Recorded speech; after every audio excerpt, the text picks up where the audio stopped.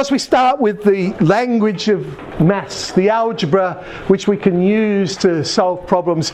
And our first basic idea, like terms can be added or subtracted, unlike terms cannot. You can only add x's with x's and y's with y's, because they're unknowns. I didn't bother with any examples for that, because I figure we've probably got that under control.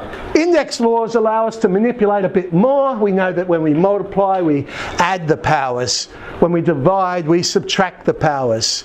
When we have that parentheses situation, that's when we multiply the powers. And then one of the biggest lies we tell you, anything to the power of 0 is equal to 1, which of course is a lie, isn't it?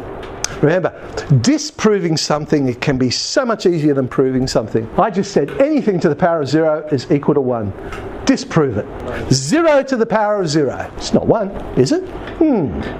What does your calculator do?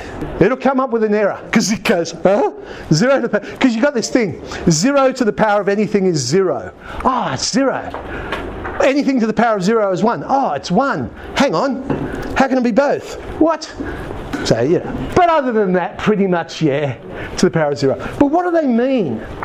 A positive index, what does it mean? The way I think of it is I say, hey, I'm on the top of the fraction. I'm on the top of the fraction. And a negative, hey, I'm on the bottom of the fraction. It's like a little instruction. What do I do? Or a better way of saying is, if it's positive, keep me on the same side that I currently am. And if it's negative, you can put me to the other side of the fraction and change it to a positive. And then if you have a fractional indice, a over b, something like that. Again, what does it mean? Well, the a, the top, the numerator, tells you the power, and the bottom tells you the root. Okay? So you see something like that, it's going to be the bth root of x to the power of a, or if you prefer, the bth root of x or the power of a. And it really just depends whether you're dealing with numbers or whether you're dealing with algebra, is which way round you would do it. I mean, if you were dealing with numbers, probably the second way is better, because you find the root, you make it a smaller number, then to the power. Probably easier when you're dealing with numbers. So an example of that, I see x to the negative 3. Oh, that negative means I'm on the other side, or I'm on the bottom. Okay, but now I'm on the bottom. I've done the instruction, it goes away. 1 on x cubed, that's the idea behind it. You see a mixture, and then I just look at each bit and go, well, yep, sure, the a's going to the top, the b's going to the bottom. And then, you know how, like, when you first looked at indices back in year, I don't know, year 7, year 8, whatever it was, we try and make things look harder. But it's still all the same rules. 3/4 has already been done for me, so 3 over 4, and I just look at each bit. Oh, negative, you're on the bottom. Positive, you're on the top.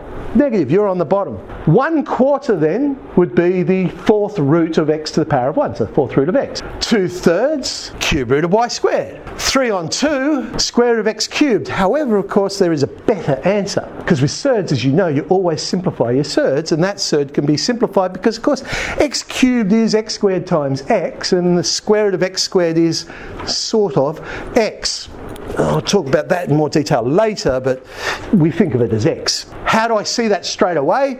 It's an improper fraction. That situation, the surd will simplify if that power is an improper fraction.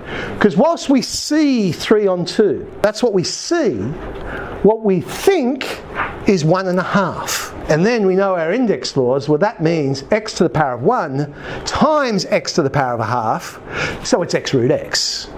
So you think of it that way.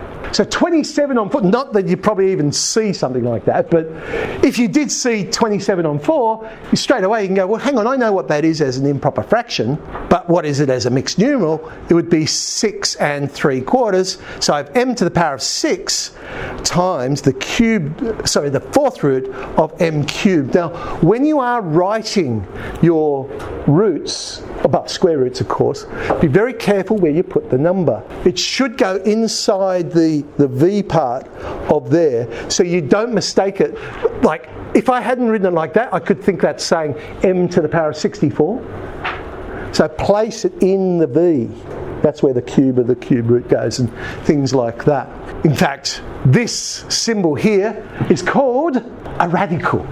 It's a radical symbol, so you put it inside the V of the radical symbol. Way! Like I say, we try to make things look harder. But I can go, oh look, I draw in my fraction bar. No, that's not a fraction bar, it's a... What do they teach you in junior maths? It's a vinculum. A vinculum.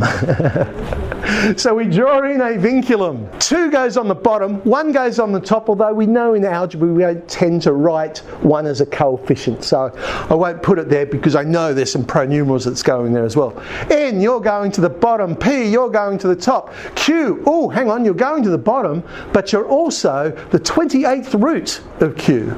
C, you're going to the top. Oh, that's an improper fraction.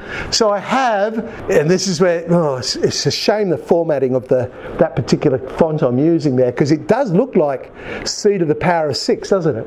But it's actually saying C times the 6th root of C, and then R to the power of 69, because you've got a bit of yin and yang there with the 6 and the 9. I thought it looks nice. Okay, here, this is where the instruction idea is nice, because if you've got to go 2/3 to the power of -2, but that negative just means put me on the other side of the fraction, so what we're really saying is 3 on 2 squared, because I'll just put them on the other side of the fraction, and I know how to deal with squares, so it's 9 on 4. Solve an equation like this, which looks, oh my God, how do I do that?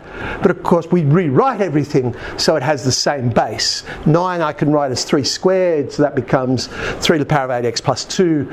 1 on 27 is 3 to the -3, so therefore 8x plus 2 must be -3. Solving that equation, we get our answer. Okay, there's the first bit.